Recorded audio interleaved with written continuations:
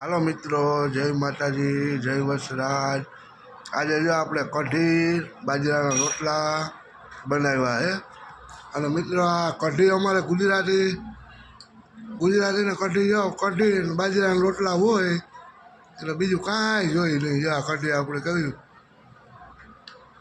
જો ચણાની લોટની કઢી હે।